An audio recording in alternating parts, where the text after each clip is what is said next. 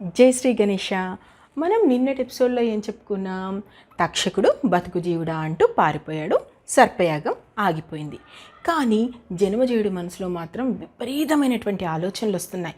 అరే, పాండవులు అంత గొప్పవాళ్ళు అంటారే, అంత గొప్పవాళ్ళు ఎందుకు ఇలాంటి యుద్ధం చేశారు? ఇన్ని కోట్ల మంది ప్రాణాలు తీసింది ఇప్పుడు నేను కూర్చున్న ఈ సింహాసనం కోసమా? అన్నదమ్ములు ఇద్దరిని కూర్చోబెట్టి పెద్దలు మాట్లాడలేకపోయారా? భీష్ముడు అంటారు, ద్రోణుడు అంటారు, శ్రీకృష్ణుడైతే ఏకంగా దేవుడు అంటారే. ఇంత గొప్ప గొప్ప వాళ్ళు ఉండగా కూడా ఈ యుద్ధం ఎందుకు జరిగింది?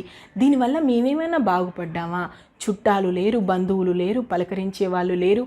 అంటే ఇంత భయానకరమైనటువంటి యుద్ధము అంత మంచి వాళ్ళైనటువంటి పాండవులు ఎందుకు చేయాల్సి వచ్చింది? ఇలాంటి అనేక ఆలోచనలు ఆయన మనసులో మెదులుతుంటాయి.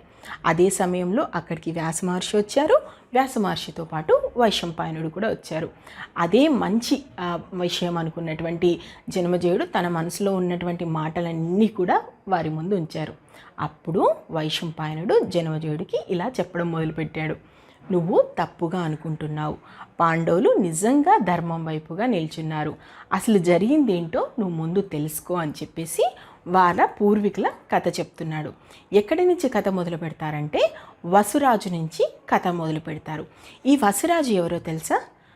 మనకు రామాయణం బాలకాండ ప్రకారం సీతారాముల కొడుకైనటువంటి కుశుడికి విదర్భ రాజకుమార్తెకు పుట్టిన 4వ సంతానమే ఈ వసురాజు. ఈ వసురాజు చేదీ నగరాన్ని పరిపాలిస్తూ ఉంటాడు. ఈ చేదీ నగరాన్ని ఆనుకొని అక్కడే శక్తిమతి అనేటువంటి నది కూడా ప్రవహిస్తూ ఉంటుంది. శక్తిమతి నది పక్కనే కోలాహలం అనేటువంటి ఒక పెద్ద పర్వతం కూడా ఉంది. మీకు మహాభారతం చెప్తున్నప్పుడు నదులు, పర్వతాలు, సముద్రాలు ఇవన్నీ కూడా మానవ రూపంలో వస్తుంటాయి. గంగ కానీ, పర్వతరాజపుత్రిక పార్వతి అంటాం మనం. సో ఇవన్నీ కూడా మనకు మనుష్య రూపంలో కానీ లేదా వివిధ రూపాల్లో వాళ్ళు సజీవంగా ఉంటూ ఉంటాయి. సో అలాగే ఈ శక్తిమతిని కోలాహలము అనేటువంటి పర్వతం ఏదైతే ఉందో అవి రెండు కూడా ప్రేమించుకుంటాయి. దీనిలో భాగంగా ఏమవుతుందంటే శక్తిమతి పర్వతాన్ని ముందుకు వెళ్లకుండా కోలాహలం అడ్డుపడుతుందన్నమాట. ఇలా కొన్ని రోజులు గడిచిన తర్వాత వీరిద్దరికీ గిరిక అనే పుత్రిక, వసుపద అనేటువంటి కొడుకు పుడతాడు. అయితే చేదీ నగర ప్రజలకు ఇప్పుడు ఏంటి? తాగడానికి నీరు లేదు. ఆ కారణంగా శక్తిమతి పర్వతం నుంచి శక్తిమతి ఏదైతే నది ఉందో దాని నుండి కోలాహల పర్వతాన్ని తీసేస్తాడు వసురాజు.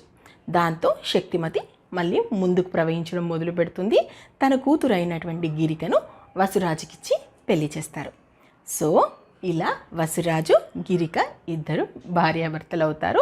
ఎవరైతే వసుపదు శక్తిమతి కొడుకున్నారో తను సైన్యాధ్యక్షుడిగా చేదీ నగరానికి ఉంటాడు.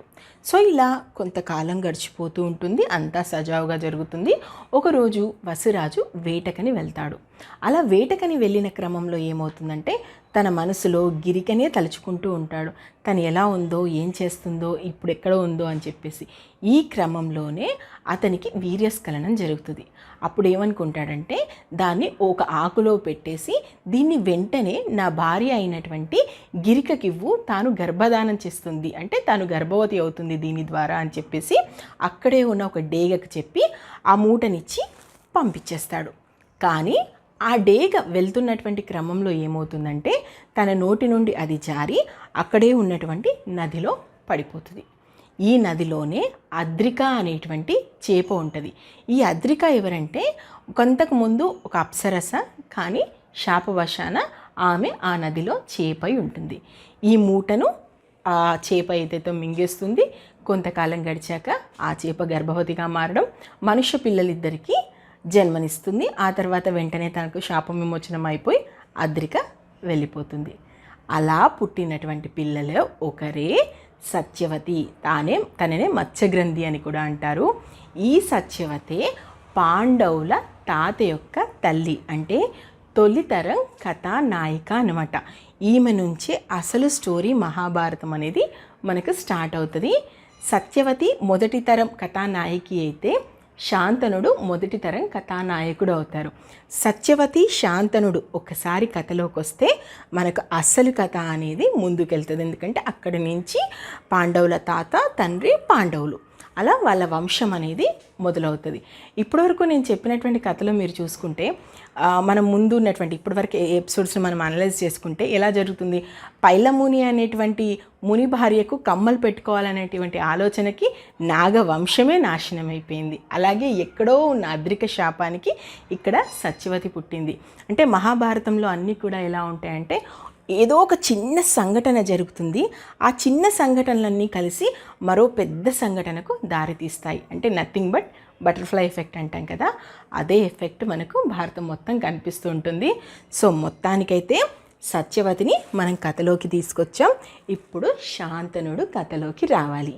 నేను మహాభారతం ఉన్నది ఉన్నట్టు చెప్తున్నాను, మీకు నచ్చితే ఆశీర్వదించండి. ఇప్పటి వరకు మహాభారతంలో ఏం జరిగిందో తెలుసుకోవాలనుకుంటే మన ఛానల్లో ప్లేలిస్ట్లోకి వెళ్తే మహాభారతం ప్లేలిస్ట్ ఉంది, మీరు చూడొచ్చు. Thank you. జై హింద్.